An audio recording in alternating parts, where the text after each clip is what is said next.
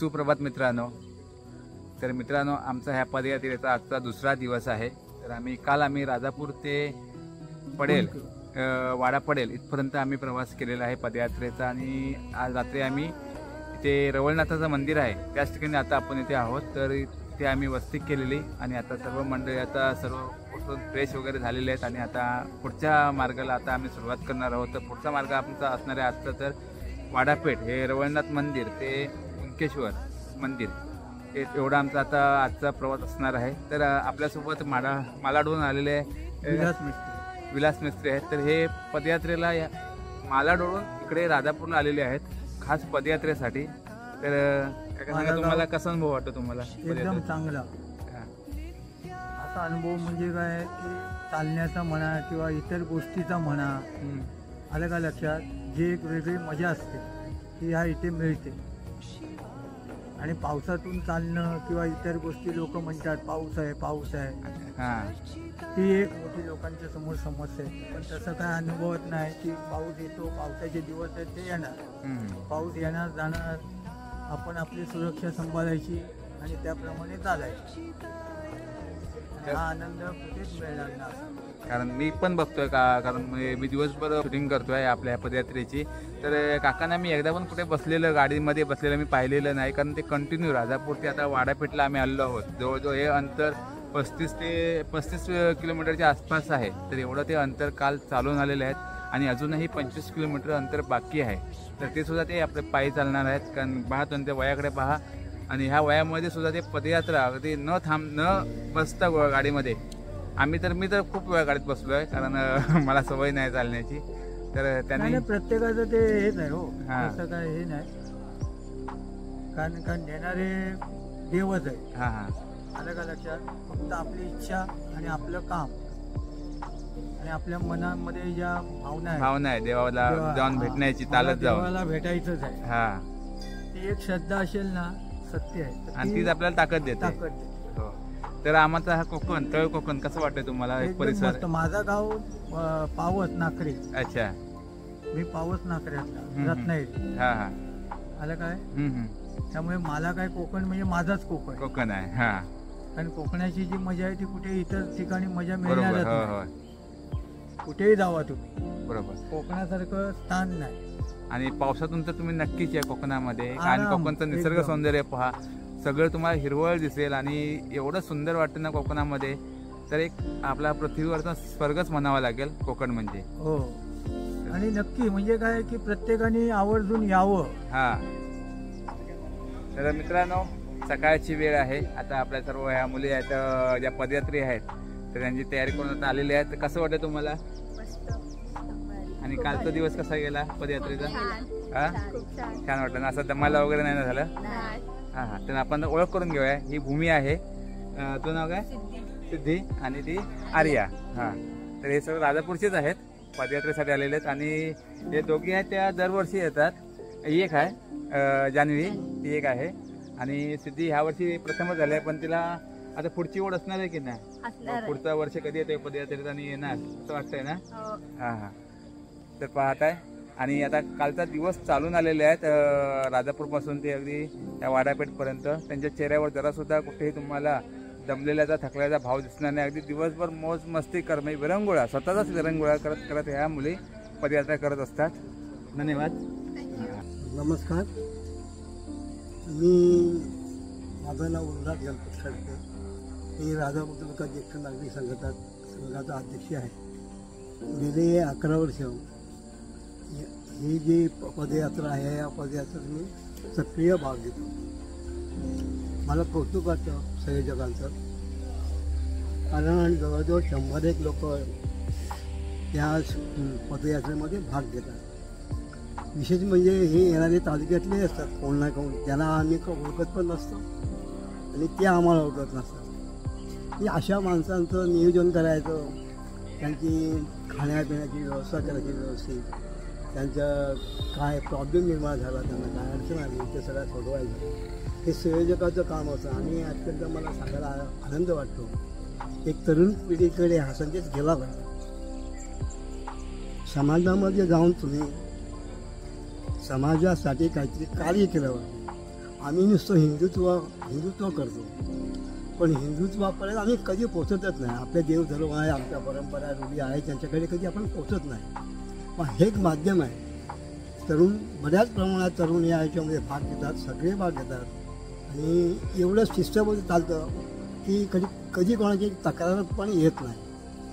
आणि हा जो कार्यक्रम आहे, ह्या कार्यक्रमात मोठ्या प्रमाणात लहान मुली आणि स्त्रियाही भाग घेतात. आता आमच्या ह्या वेळेला आमच्याबरोबर 17-18 स्त्रिया आहेत आणि पुरुषांचं नियोजन करणं हे तसं काय अडचणीचं वाटत नाही. पण स्त्रियांचं नियोजन करणं, राहण्याची खाण्याची सगळी त्यांची व्यवस्था करणं, त्यांच्या अडीअडचणी वेगळ्या असतात, त्या सगळ्या समजून घेणं आणि ते करणं हे जिकिरीचं काम होतं. आणि अत्यंत चांगल्या प्रकारचं आमचं हे जे पदयात्राचे संयोजक आहेत, हे संयोजक चांगल्या प्रकारे करतात. आणि म्हणून मी या संयोजकांचे आणि जे पदयात्री आहे त्या पदयात्रेचं आम्ही विशेष कौतुक करतो. सांगण्याची बाब असे आहे की आमच्याकडे फक्त 3 दिवस असतात, शनिवार, रविवार आणि सोमवार. सोमवार आम्हाला परत जायचं असतं. शनिवारी आम्ही निघतो आणि रविवारपर्यंत पोचतो. पण हे जे अंतर आहे राजापूर ते कुणकेश्वर, जवळजवळ 64 ते 65 किलोमीटर अंतर आहे. आणि एवढं अंतर आम्हाला पार करायला 1.5 दिवस आमच्याकडे असतो. त्या शनिवारचा पूर्ण दिवस आणि रविवारी 1:30-2 वाजेपर्यंत आम्ही त्या कुणकेश्वरला पोचतो. म्हणजे विचार करा की आपल्याबरोबर असलेले जे पदयात्री आहेत, त्या मुली आहेत, ज्या स्त्रिया आहेत, त्यांना घेऊन पहिल्या दिवशी आम्हाला 40 किलोमीटर अंतर जावंच लागतं. राजापूरला आम्ही 7:30-8ला निघालो तर संध्याकाळी 7:30-8ला आम्ही वाडा पडेल म्हणून आहे तिथे येतो. देवळामध्ये रवणाचं देऊळ आहे, त्या देवळामध्ये सगळ्यांची आमची सोय केली जाते. तिथे त्यांच्या मार्फत आम्हाला जेवणही दिलं जातं. म्हणजे 40 किलोमीटर पहिल्या दिवशी आणि दुसऱ्या दिवशी दुपारपर्यंत राहिलं 25 किलोमीटर. 1.5 दिवसामध्ये 64 ते 65 किलोमीटर अंतर हे आमचे पदयात्री पार करतात. त्याचं कौतुक आहे. आणि मी सर्वांना असं आवाहन करेन की ही आपल्या ज्या रूढी परंपरा आहेत त्या आता तसा विचार केला तर आम्ही एज बार आहोत. आता जवळजवळ 74 क्रॉस केलेलं माझं वय आहे. पण मी त्यांच्याबरोबर भाग घेतो, त्यांच्या कार्यक्रमामध्ये सक्रिय सहभाग घेतो. आणि भविष्यामध्ये हे जे आमचे पदयात्रा आहेत ते चांगल्या प्रकारे काम करते अशी मला आशा आहे. पदयात्रेसाठी इकडे नाश्त्याची व्यवस्था केलेली आहे, ते पाहूया. हे बघा इकडे नाश्ता चालू आहे आणि इकडे सेल्फ सर्व्हिस आहे.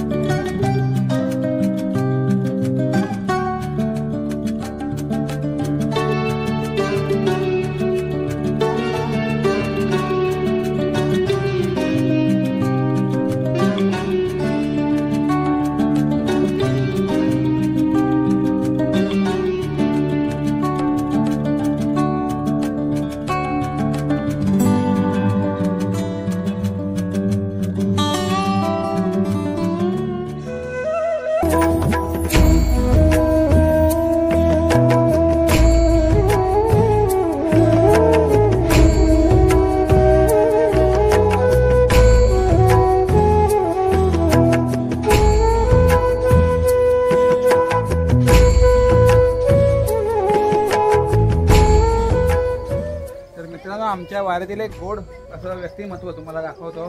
आमचे परशुराम खंडे ॲशियरचे ड्रायव्हर आहेत, म्हणजे त्यांचीच आहे मालकीची. तर आमच्या ह्या पदयात्रेला एक गोड असं व्यक्तिमत्व, अगदी गोड माणूस. तर काय कसं वाटतंय? छान वाटतंय. रात्री झोप आली की नाही? गाडीतच ते झोपले होते आणि मच्छर वगैरे किती होते. हां हां, अगदी गोड माणूस आहे अगदी आमचे परशुराम खंडे साहेब. चला ओके.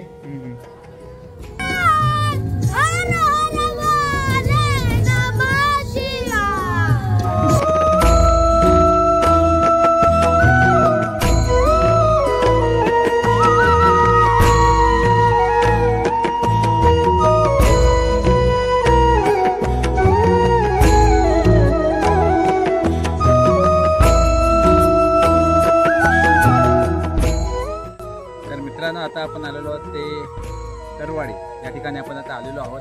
तर आपल्यासोबत मंदार भोसले आहे, देव्या राऊत आहे. तर त्यांनी सुद्धा आपली पदयात्रेमध्ये समावेश आहे त्यांच्या पदयात्रेमध्ये. आणि त्यांनी जवळ आता राजापूर ते आता इथे तरवाडीपर्यंत त्यांनी पायी प्रवास केलेला आहे. त्यांनी जरा पण कुठेही न विश्रांती घेता, म्हणजे आम्ही गाडीतून बसून काही वेळेला येतो परंतु ह्या कुठेही बसलेले नाहीत. फक्त विश्रांती आपली मध्य भागात होते तेवढी विश्रांती घेतात, पण चालत आहेत पूर्णपणे. तर हां, तर मंदार कसं वाटलं? एकंदरीत हा जो आपला जो प्रवास जो आहे हा एकंदरीत हे बरोबर असं वाटतं की सुखकर प्रवास आहे. कारण आपण एवढे चालतो थकतो किंवा आरामावर करतो. आरामा म्हणजे ठराविक 50 जवळजवळ 90% जे लोक मुलं जे आपण आहे पदयात्री हे अजिबात थकत नाही, नॉनस्टॉप प्रवास करतात. बरोबर आपण विश्रांती करतो ते फार वेगळा, ते आपण करतो सगळे थांबतो. पण हे मला असं वाटतं की असं आहे, मला असं वाटतं की एकत्र हे चांगलं आहे. म्हणजे पुढच्या आपण भक्तांना आपण तरुण पिढीला आपण असं येणाऱ्या पिढीला आपण असं एक हे होतो की त्यांनी पण एकदा आमच्यात सामील होऊन पदयात्रेसाठी आमच्यासाठी पदयात्रा एक दिवस असं आपण दरवर्षी करतो. 11 वर्ष आहे बरोबर, 11 वर्ष आहे. पुढच्या वर्षी आपण परत एकदा करू. पण त्यावेळी तरुण पिढी जी आहे ही पण आपल्यासोबत यावी असं तर मला वाटतं. जास्त सहभाग घ्यावा. तेव्हा तुला काय वाटतं? मी आता या पद्धतीत 10 वर्ष 11 आहे. मी सलग हा 3रा वर्ष माझे या येतो. 3 वर्षात तरी मी चांगला अनुभव घेतला आहे. आपली सर्व लोक मित्रमंडळी आपली घडून मिसळून सहकार्य करून पदयात्रा काढतो. चांगला आहे, गालबोट न लागता आपला कार्यक्रम पार पडतोय चांगला.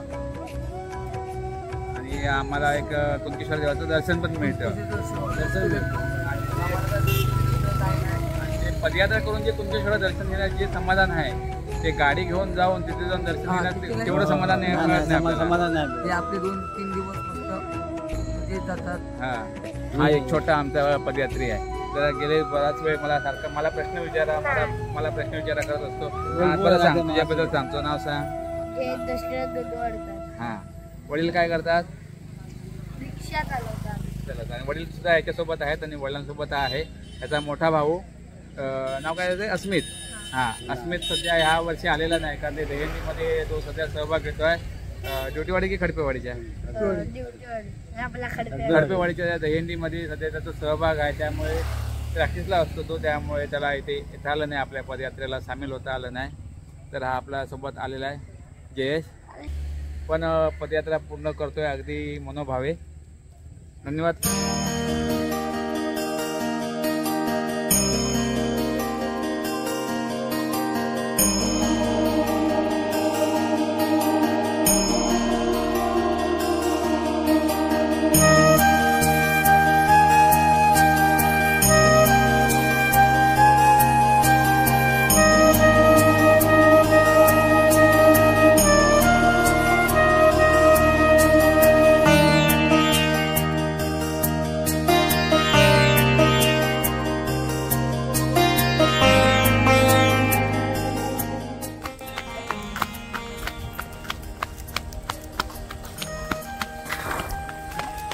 और ये भागते हुए और ये एक रन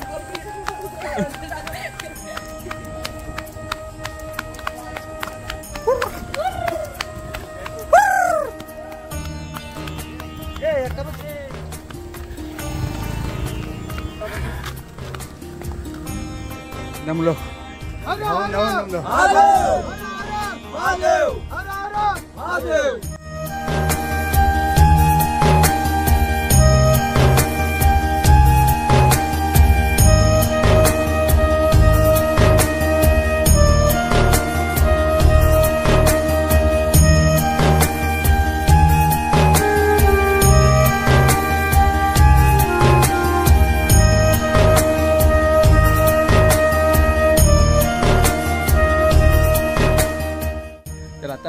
आजचे पदयात्री इतरवाडीतून पुढे आलेलो आहोत. इथे आता फिटनेस पॉईंट आहे, त्या ठिकाणी आलेलो आहोत. आता जवळजवळ आपण देवगड या ठिकाणी आलेलो आहोतच.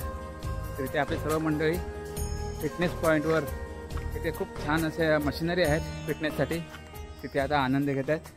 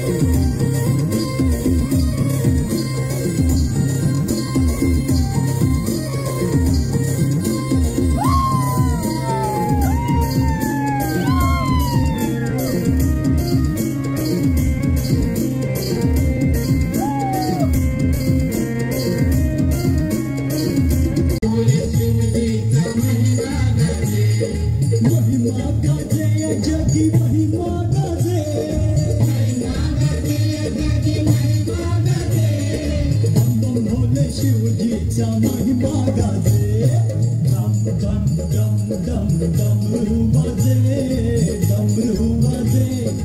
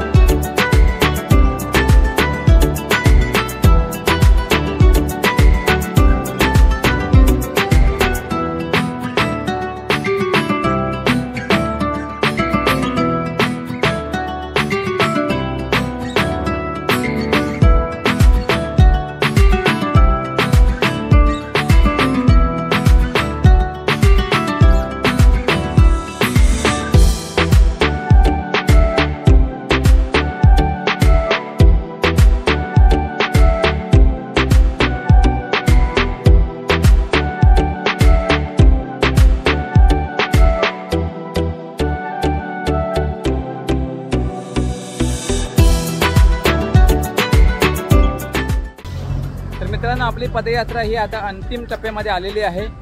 आपण समोर पाहत आहात ते आहे श्रीदेव कुणकेश्वर तीर्थस्थान आणि आपल्या मागे आहे तिकडे पदयात्री पाहत आहे.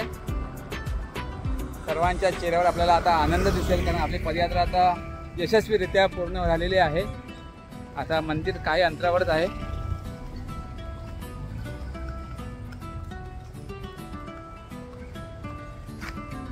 तर समोर आपल्याला श्री क्षेत्र कुणकेश्वर मंदिर दर्शन आपल्याला मिळत आहे. मंदिरात आपण कळस आपल्याला पाहायला मिळत आहे आणि उद्या सकाळी आपल्याला कुणकेश्वर देवाचं आपल्याला दर्शन घडेल. तर मित्रांनो, आपल्या आता पदयात्रा जवळजवळ पूर्ण आता झालेली आहे. आपले सगळे पदयात्री आता थोड्याच वेळात तिथे एकत्र भक्त निवासमध्ये जमतील. मित्रांनो, आपण समोर पाहत आहात ते आहे अरबी समुद्र आणि अरबी समुद्राच्या किनाऱ्यावर आपण पाहत आहात ते आहे श्री क्षेत्र कुणकेश्वर मंदिराचं दर्शन आपल्याला इथून दिसतं आहे. आपल्याला कळसाचं दर्शन होतं आहे. तर उद्याला आपण मंदिराचं आपण दर्शन घेणार आहोत, तसंच श्री कुणकेश्वराचं आपण दर्शन घेणार आहोत. आम्ही आमच्या मागे पाहू शकता कुणकेश्वर मंदिराचं कळस दिसतो आहे आणि आपल्यासोबत 2 पदयात्री आहेत. आमच्या शहरातील आहेत आणि बुवा आणि आमचे सावंत. तर कसं वाटलं तुम्हाला पदयात्रा करून? छान वाटतं. हां हां. एक आपला शरीराचा एक व्यायाम होतो. व्यायाम पण होतो आणि एक अध्यात्माची ओढ असते ती आपली पूर्ण होते.